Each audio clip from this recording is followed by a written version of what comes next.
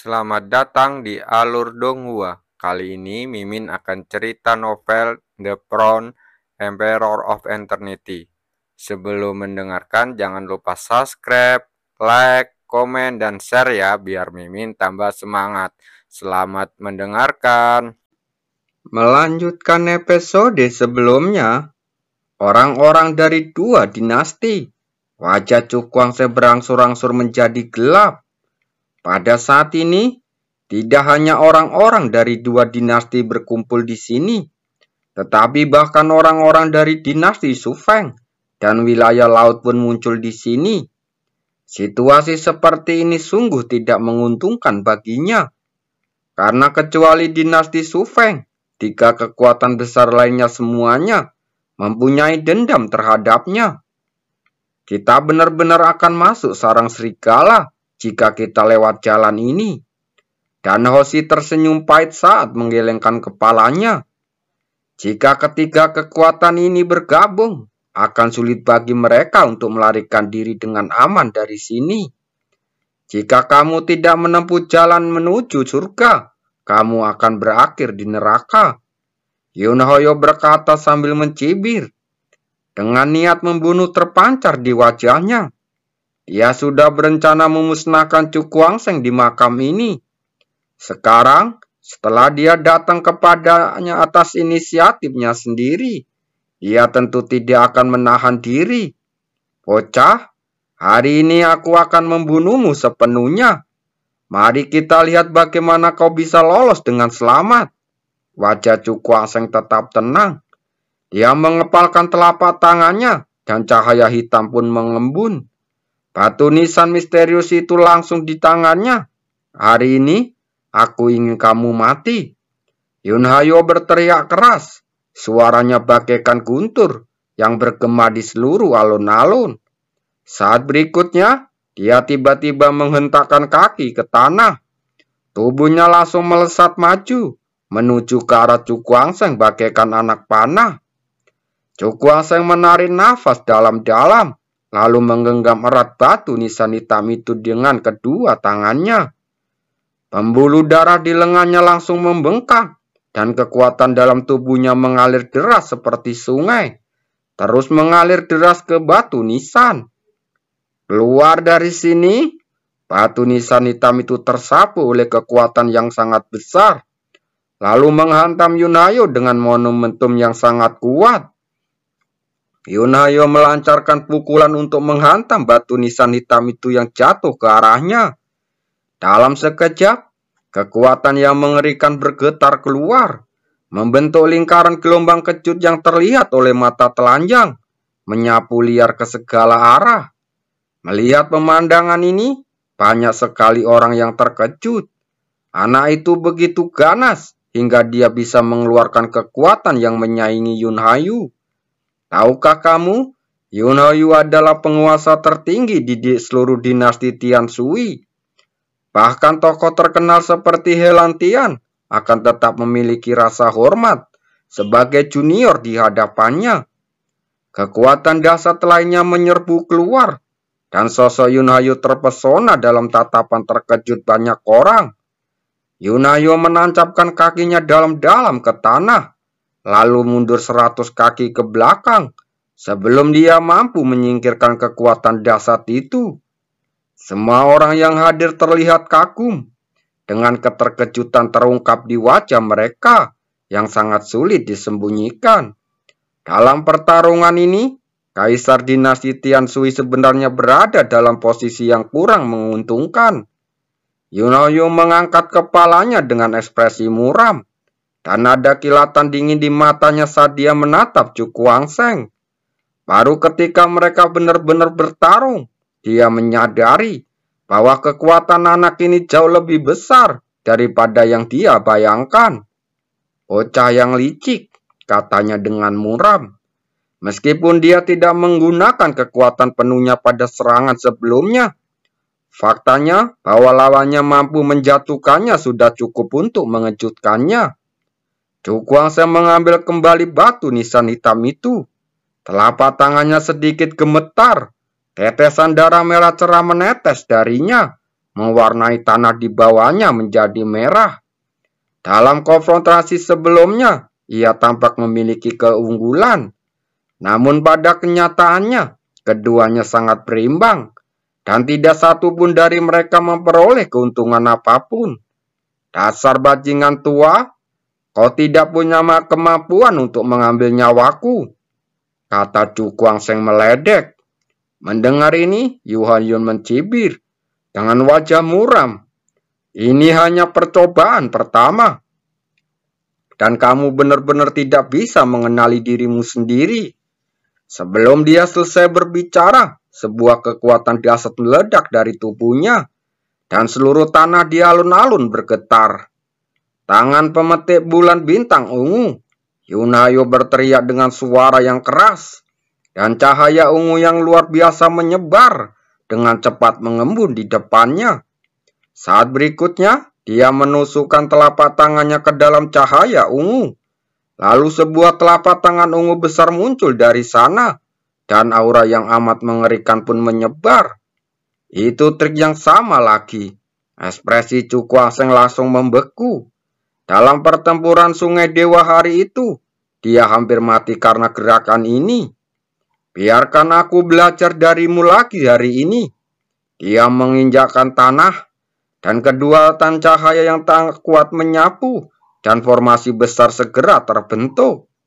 Formasi cahaya matahari agung, pedang cahaya matahari.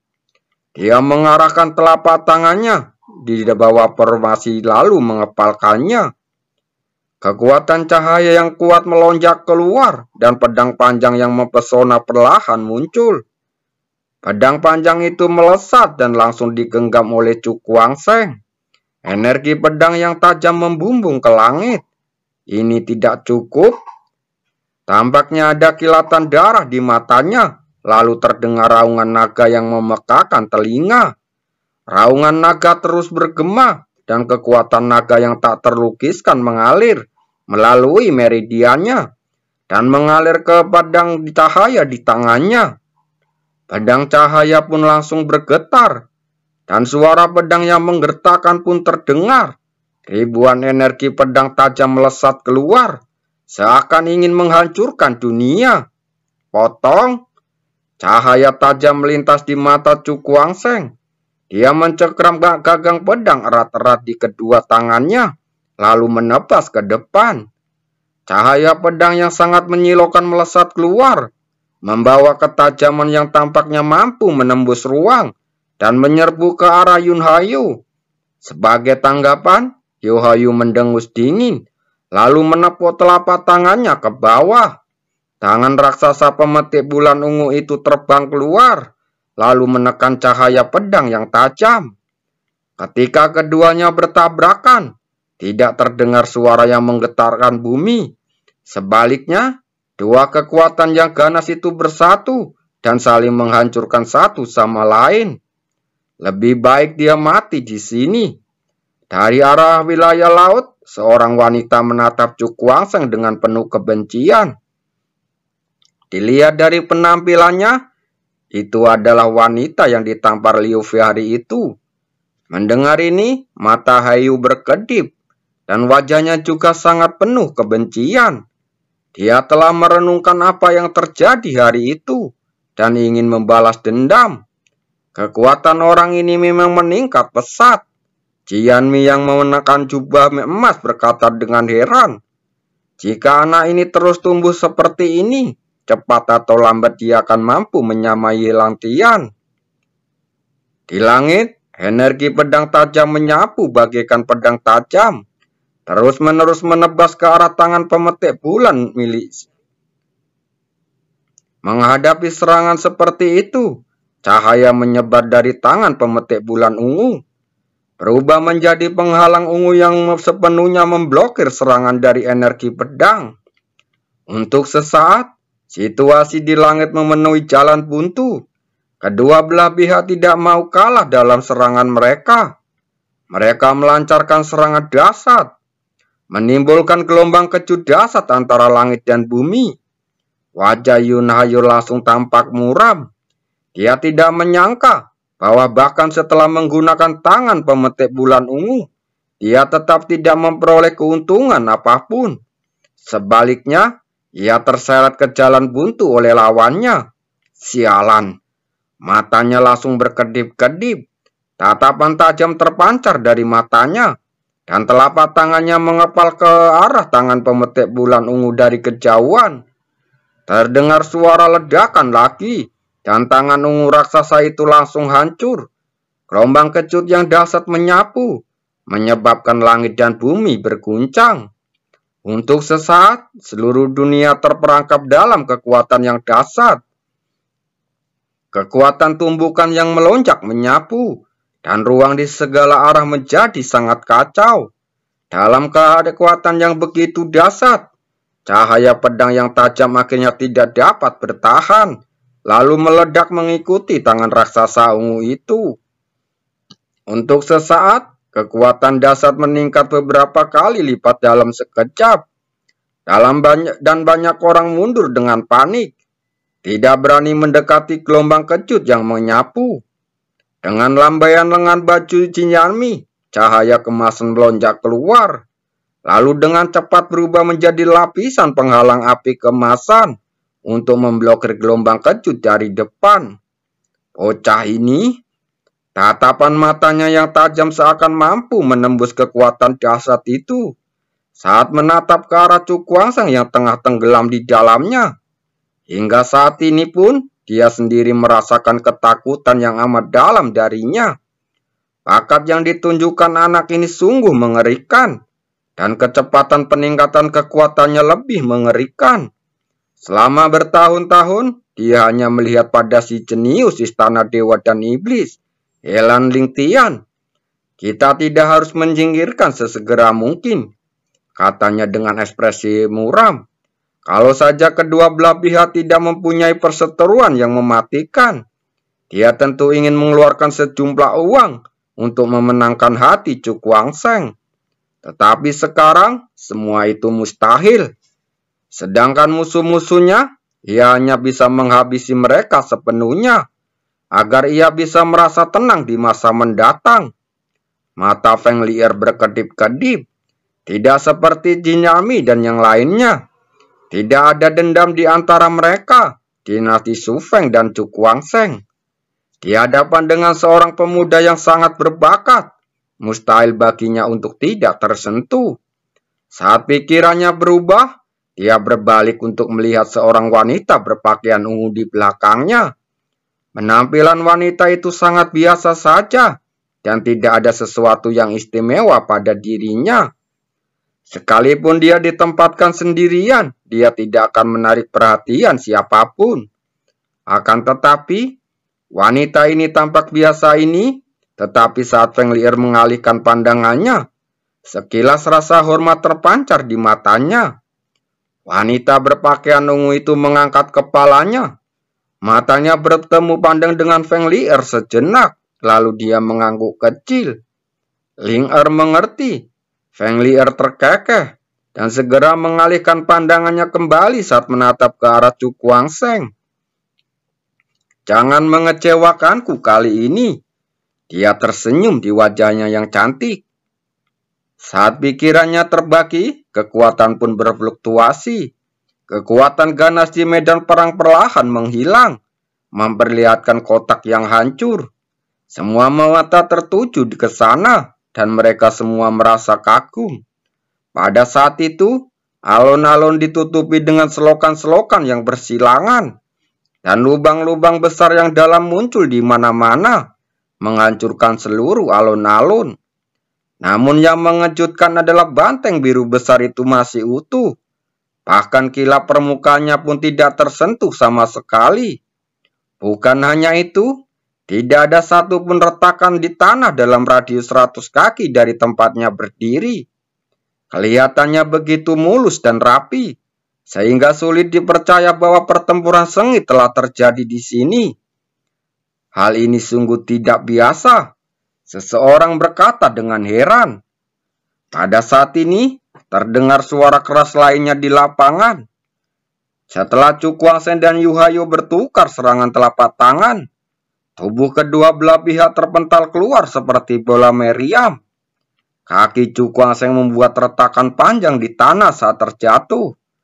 Setelah memecahkan lebih dari selusin lempengan batu secara berturut-turut, dia akhirnya melepaskan energi di tubuhnya dan berhasil menstabilkan tubuhnya. Dia mengulurkan tangan untuk menyekat darah dari sudut mulutnya, lalu mengangkat matanya untuk melihat Yun Hayo di seberangnya, dan ekspresinya tiba-tiba membeku. Dia juga terlihat pucat saat ini, dan auranya menjadi sedikit tidak teratur. Jelas dia telah menderita trauma yang cukup besar. Bajingan kecil, aku harus membunuhmu hari ini. Yun Hayo berteriak dengan marah. Wajahnya langsung berubah sangat ganas. Dia sungguh menyesali saat ini. Kalau saja dia mengerahkan sekuat kekuatannya sejak awal, dia tidak akan berakhir dengan menderita kerugian. Kakak Yun, aku akan pergi membantumu. Jin Yanmi melirik Cukuang Seng di seberangnya saat berjalan mendekat. Mendengar ini, Yun Hayo secara tidak sadar tidak menolak. Lagi pula, dia adalah kaisar dinasti Tian Shui, dan sekarang dia tidak bisa mengalahkan seorang junior yang membuatnya merasa sangat malu. Akan tetapi, dia menelan kembali kata-kata penolakan itu ke dalam perutnya sebelum dia sempat mengucapkannya. Karena kekuatan yang ditunjukkan Cukuang Seng saat ini, dia tidak lagi benar-benar yakin bisa membunuhnya. Tetapi jika dia secara tidak sengaja membiarkan harimau itu kembali ke pegunungan, dia akan sangat gelisah di kemudian hari. Jadi, antara berhadapan dan menggabungkan kekuatannya, dia akhirnya memilih yang terakhir. Yun Hayo mengangguk dengan tegas. Mari kita bergabung untuk melenyapkan anak ini sepenuhnya. Oke, Jin Yanmi tersenyum dingin dengan niat membunuh yang kuat di ekspresinya. Keduanya akan bergabung. Melihat kejadian itu, orang yang hadir langsung terkejut. Seorang junior muda benar-benar memaksa kaisar kedua dinasti untuk bergabung. Mereka belum pernah mendengar hal menakjubkan seperti itu dulu. Anak ini sungguh tangguh. Seorang pria dari dinasti Sufeng mendecakkan bibirnya. Pemandangan di hadapannya adalah sesuatu yang tidak ia duga. Dua bajingan. Wajah cantik Liu Fei langsung berubah pucat. Kedua orang ini sebagai kaisar suatu dinasti benar-benar bergandengan tangan untuk menghadapi seorang junior. Itu sungguh sangat tercela. Wang Seng, aku akan membantumu menghentikan satu orang. Dia mengepalkan tangannya saat berkata dengan wajah dingin. Cukuang Seng ragu sejenak, lalu akhirnya mengangguk. Hati-hati, dia tahu bahwa VR tidak lagi sama seperti sebelumnya, dan mungkin bisa menghentikan salah satu di antara keduanya. Terlebih lagi, dengan kekuatannya saat ini, jika dia memaksakan diri melawan dua orang sendirian, dia hanya akan kehilangan nyawanya di sini. Jadi setelah menimbang untung ruginya, dia akhirnya memutuskan untuk membiarkan VR mengambil tindakan. Pasangan yang penuh kasih sayang. Yun Hayo menyeringai saat berkata dengan nada muram. Kalau begitu, maka kaisar ini tidak akan menunjukkan belas kasihan dan akan membiarkan kalian mati bersama. Lakukan. Di akhir perkataannya, dia tiba-tiba berteriak, lalu bergegas keluar. Jin Yanmi mengangguk, menghentakkan kakinya keras ke tanah, lalu mengikuti dari dekat untuk membunuh Cukuang Seng dan Liu Fei. Cukuang Seng menarik nafas dalam-dalam. Wajah mudanya sedikit garang. Segel di tangannya langsung berubah, dan dia hendak mengerahkan sepenuh kekuatannya di tubuhnya. Tapi pada saat terakhir itu, sebuah sosok tiba-tiba datang dan mendarat di depannya. Cukuang Seng langsung tertegun, dan segel di tangannya tiba-tiba berhenti. Liu Fei yang hendak mengambil tindakan juga tertegun sejenak dan memilih untuk tidak melanjutkannya. Jin Yanmi dan Yu Hayo saling memukul dengan telapak tangan mereka, dan hembusan angin kencang pun tertiup, menyebabkan gelombang di udara alun-alun bergulung-gulung. Namun, saat sosok itu muncul, keduanya berhenti pada saat yang sama dan berdiri di udara dengan ekspresi muram. Ratu Feng, apa maksudmu? Ekspresi wajah Jin Yanmi langsung muram. Dia menatap wanita di depannya dan suaranya yang rendah bergema di seluruh langit. Terima kasih.